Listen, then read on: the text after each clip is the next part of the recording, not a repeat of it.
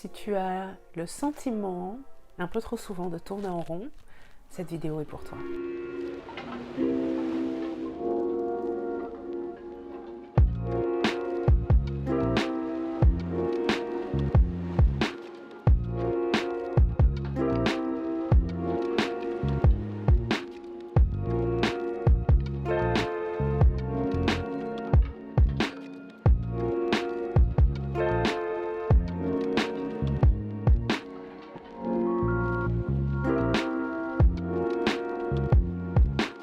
Quand on s'apprête à changer d'année, très souvent, c'est un moment qui est très propice au bilan, en fait, tout simplement.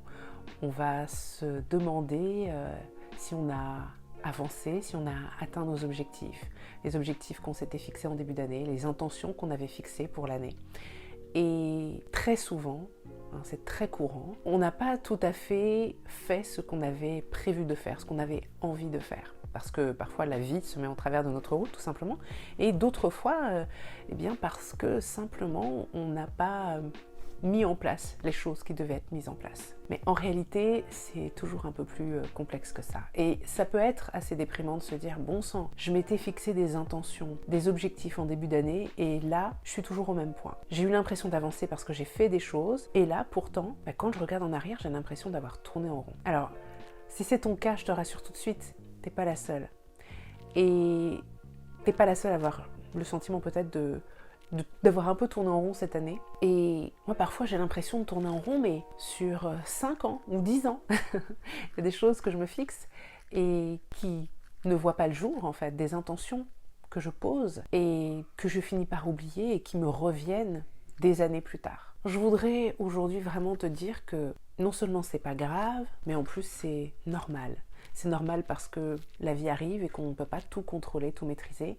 Mais c'est aussi normal parce que poser une intention, se fixer un objectif, c'est quelque chose de très pratico-pratique. C'est quelque chose qu'on fait avec le cerveau, mais qui ne tient pas nécessairement compte d'un tas de choses beaucoup plus subtiles. Notre inconscient, nos éventuels traumas, nos difficultés, nos croyances, nos peurs, nos doutes.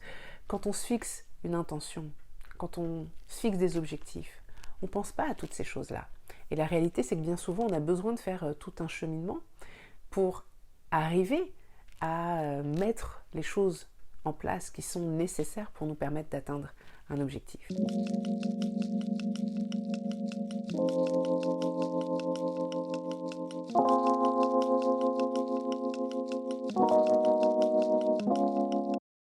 D'autre part, je voulais aussi te rappeler que le temps, c'est pas linéaire.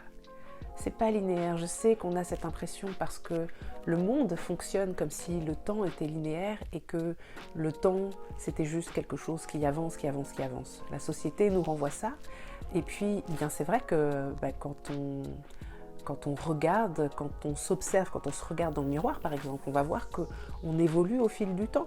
Physiquement, on évolue. Alors, il y a des périodes où l'évolution est minime et on ne la voit pas tellement, mais globalement, à l'échelle d'une vie, on a vraiment l'impression qu'on ne fait qu'avancer, parce qu'on ne fait que changer. De tout bébé, on grandit. Quand on a des enfants, on voit bien, ils grandissent tellement vite. On les voit grandir, on les voit se développer, on voit toute cette évolution qui nous laisse penser que le temps est linéaire et qu'on ne fait qu'avancer, avancer, avancer. Quand on se regarde nous-mêmes, alors au quotidien on ne se rend pas compte, mais quand on regarde en arrière, on voit qu'on a vieilli, on voit qu'on a appris des choses, on voit qu'on a avancé. Et donc on se dit, le temps est linéaire. Pourtant, quand on observe la nature, qu'est-ce qu'on voit? Qu'est-ce qu'on peut observer? Quand on observe la nature, on se rend compte que le temps en fait est fait de cycles. On passe par les différentes saisons. On passe par les cycles de la Lune, le cycle du Soleil aussi, qui est plus court que celui de la Lune. Penser que le temps est linéaire, c'est une erreur. Alors bien sûr, il y a une part de linéarité parce que on avance, on avance, on avance, mais au sein de cette linéarité, il y a ces cycles. Et un cycle, c'est quoi? je fais le mouvement. Ça peut donner l'impression qu'on tourne en rond. Si on regarde à l'échelle des saisons, on peut avoir l'impression de tourner en rond parce que chaque année, on va avoir le printemps, chaque année, on va avoir l'automne, chaque année, on va avoir l'hiver, chaque année, on va avoir l'été. Et je ne les ai pas dit dans l'ordre, mais on a l'impression que c'est linéaire à l'échelle d'une année, mais à plus grande échelle, à plus large échelle, c'est cyclique. Donc ton évolution aussi, elle est cyclique. Alors tu peux te fixer tous les objectifs que tu veux, mais tu as peut-être et probablement besoin de passer par certains cycles avant de pouvoir arriver là où tu souhaites arriver, en sachant aussi que peut-être que le plus important, ce n'est pas forcément la destination, peut-être que le plus important, c'est le chemin. Ce sont ces cycles que tu vis dans ton quotidien au fil des années. J'aimerais vraiment que tu commences à voir les choses sous cet angle aussi.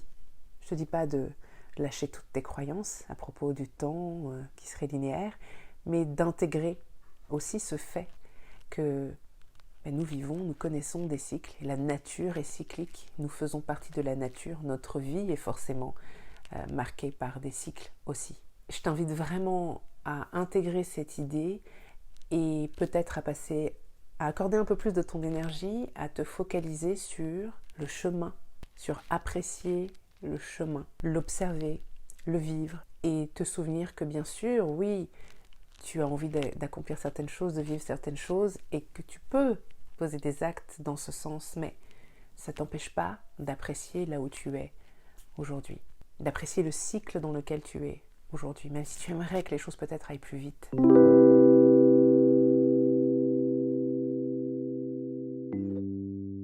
Apprécier le chemin, autant, voire plus que la ligne d'arrivée, ça fait une grosse différence dans la façon dont on vit sa vie, dans le bonheur, la joie qu'on peut ressentir au quotidien. À partir du moment où on change son état d'esprit pour adopter celui-ci, on est beaucoup moins déçu de soi quand on n'a pas atteint un objectif dans les temps. On est capable de voir le cadeau qu'il y a derrière aussi. Et ça n'a pas de prix. Donc, si en ce moment tu es en train de dresser un bilan et si tu t'apprêtes à fixer de nouveaux objectifs, je t'invite à garder ça à l'esprit, vraiment. J'en profite également pour t'informer que mi-janvier débutera mon prochain cercle de femmes virtuel qui se tiendra du 17 janvier jusqu'au 20 mars. Et ce cercle est placé sous le signe du renouveau. Et ensemble, nous allons explorer différentes thématiques en lien avec cette idée du renouveau et toujours en honorant notre rythme, en honorant nos cycles, en honorant le chemin et sans se mettre la pression de la performance. Alors je vais te mettre toutes les infos sur le lien qui se trouve ici. Si tu te sens appelé à nous rejoindre, je serai très très heureuse de t'accueillir. Et puis bien d'ici là, je te souhaite une excellente toute fin d'année et une très très belle année 2022.